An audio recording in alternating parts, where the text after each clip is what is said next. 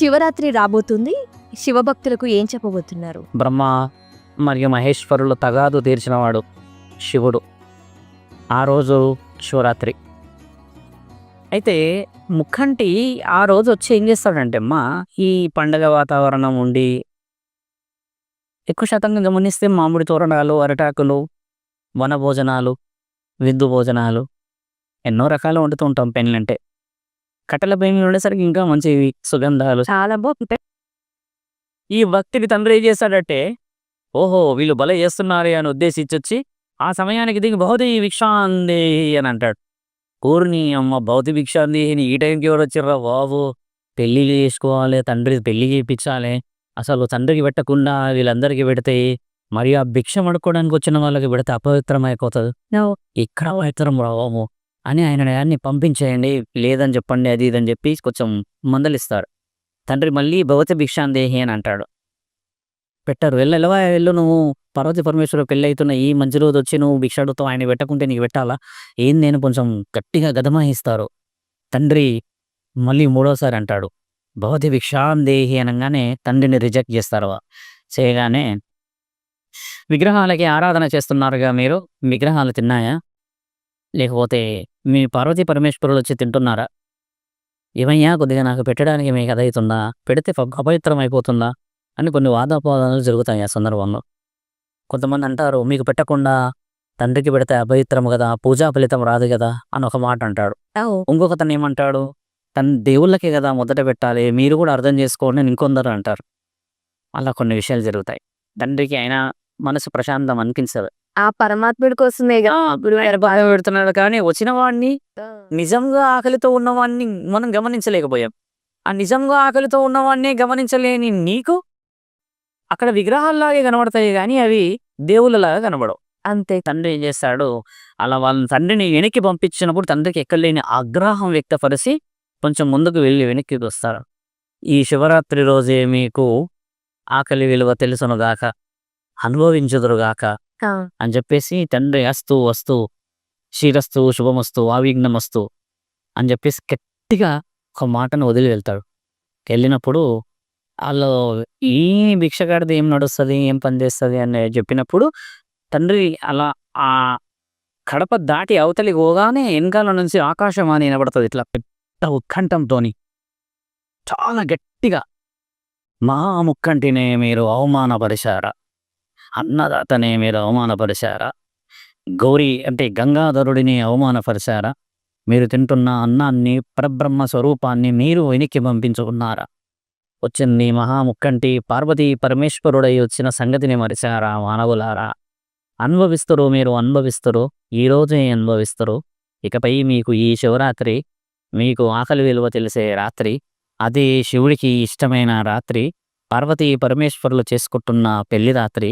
మీరు సన్యాసమయం అయ్యేంతవరకు మీ నోటిలో ఉన్న లాలాజలాన్ని కూడా మింగడానికి అనుమతి లేని రాత్రి అని చెప్పేసి పోతే తర్వాత అందరికీ బాధ, అందరికీ కోపం, అయ్యో అయ్యో అయ్యో ఏం తలలు వాది, ఇంకా మేము చేయాల్సిందల్లా ఆయనను పిలిచినా రాడు, వచ్చిన వాడిని మేము అవహేళన చేస్తున్నామని చెప్పి ఈరోజు మనందరం ఆ శాపాన్ని పాటిస్తున్నాం. అందుకని ఈరోజు శివరాత్రి రోజు ఒక పొద్దు ఉన్నప్పుడు తండ్రి నిజంగా ఆ రోజు ఆకలితో వచ్చాడు కదా, ఈరోజు మనందరం ముఖ్యంగా శివరాత్రి రోజు ఒక పొద్దు ఉంటాం కదా, ఆ రోజు తండ్రికి ఆకలి తీరుతుందట. నీ ఒక పొద్దు ఆయన తడుపు నిండిపోతాడు అనమాట. అట్లా నిండుగా నిండి తినేసిపోతాడు ఆయన.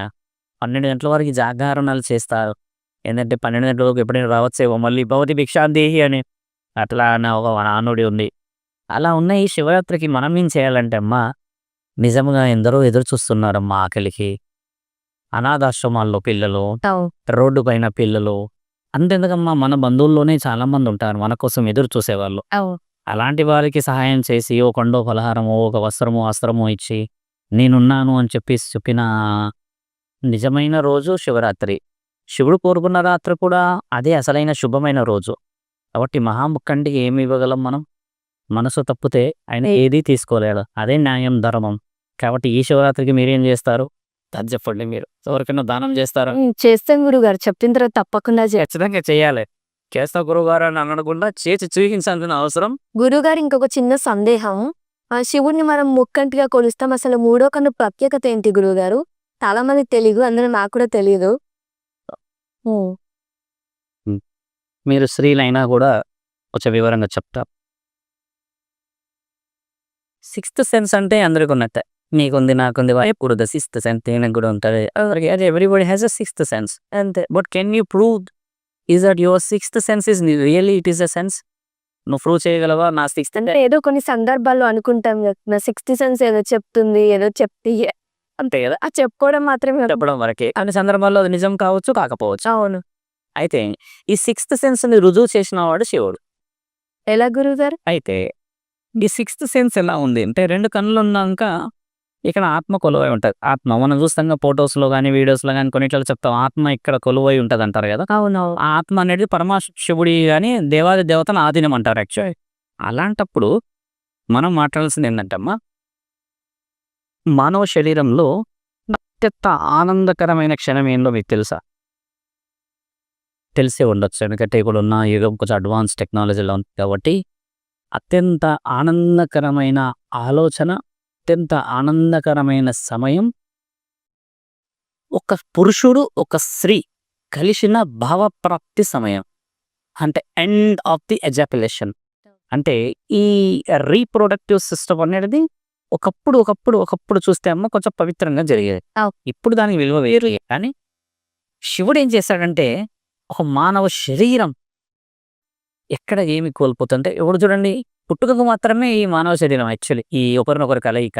ఇప్పుడు ఏమైపోయింది, many times you have to feel that అని నువ్వు మెనీ టైమ్స్ వెళ్తున్నావు కదా, డిఫరెంట్ వేస్లో వెళ్తున్నావు. అంటే ఏంది, నీ యొక్క సెల్ఫ్ సాటిస్ఫాక్షన్ కోసం పోతున్నట్టు అర్థం ఇక్కడ.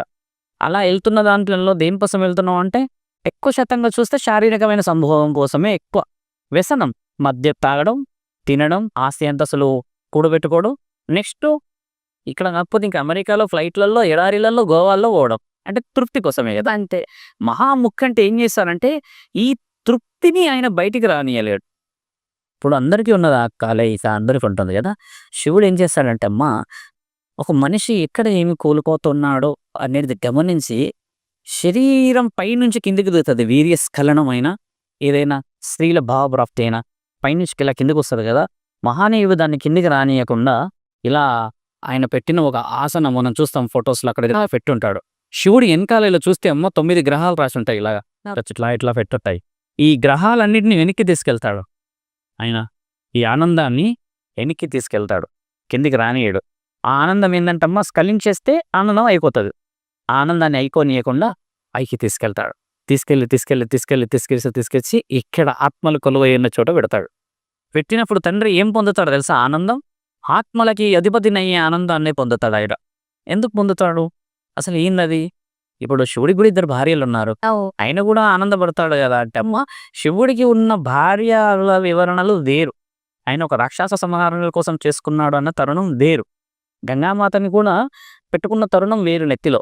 అవును. అది విషయ వివరణలు వేరు. అయితే తండ్రి అది రుజువు చేసి అందరినీ, నేను మీకంటే భిన్నంగా ఆలోచించగలను, భిన్నంగా చూడగలను, అందుకనే నేను రుజువు చేయగలను అని చెప్పేసి ఆ మహా జ్ఞాన నేత్రాన్ని ఇక్కడ పెట్టుకోగలిగాడు. ఇది జ్ఞాన నేత్రం అంటారు తను. అది మళ్ళీ ఇలా ఉండదు, ఇలా నిలువుగా కాటుకలాగా ఉంటుంది. అంటే మీకంటే వక్రీకరించి చూడగలరు. నువ్వు ఉదాహరణకి స్ట్రేట్లో చూస్తే ఆయన డైరెక్ట్ ఆ స్ట్రేట్లో ఉంటాడు. ఆయన ఆడ ఏముందో చూస్తాడు, నువ్వేమో ఈడికి గంట పోతావు కదా, ఆయన జస్ట్ 1 నిమిషంలో 1 సెకండ్లో చూస్తాడు ఆడ ఏం జరుగుతుందో. అంటే ఆయన చూపు అంత జ్ఞానాన్ని కలిగి ఉందని అర్థం. That is called sixth sense. ఇప్పుడు మీకు అర్థం ఏందనుకుంటాం, దీన్ని తెరిస్తే ప్రళయమే. ప్రళయం ఎందుకు తెరవాల్సిన అవసరం ఏముంది? మరి ఇప్పుడు జరుగుతున్న ప్రళయాలు చాలు కదా, ఆయన ద్వారా మనకు ప్రళయం తెచ్చుకోవడం తప్పు. ఒకసారి ఆయన తెరిచినప్పుడే భూప్రపంచం మునిగిపోయింది. అది మునిగిపోయినప్పుడు విష్ణు మహానీయుడు శివుడు ఎక్కడ పోయినా తండ్రి కళ్ళు తెరిచినప్పుడు ప్రపంచం మునిగిపోయి దాంట్లో తండ్రి కూడా మునిగిపోయాడు. శివుడు కూడా మునిగిపోతే మహావిష్ణువు వారాహమూర్తి కిందికి వెళ్ళి లెక్కొచ్చాడు. కాబట్టి తండ్రి కన్ను తెరవకూడదు ఎప్పుడు కూడా. ఆయన కంట్లో ఎవరు ఉంటారంటమ్మా, మనందరం ఉంటాం కనుపాపలై. ఆయన లాంటి పిల్లలని, ఇంటిని, కుటుంబాన్ని, సంసారాన్ని దాచిపెట్టుకున్నాడు ఆయన. ఎన్నో కష్టాలని ఆయన జటలో పెట్టుకొని ఉన్నాడు ఆయన. గంగామాతని, గంగా నీవు నా అనుమతి లేనిది ఎప్పటికీ కూడా పొంగకూడదు, పొంగితే యావత్ ప్రపంచం మునిగిపోతుంది నీ వల్లే. కాబట్టి నా బాధ్యతగా నిన్ను నా జడలో, నా బాధ్యత లేదో చూడు అని ఆయన తలలో బందీ చేశాడమ్మని.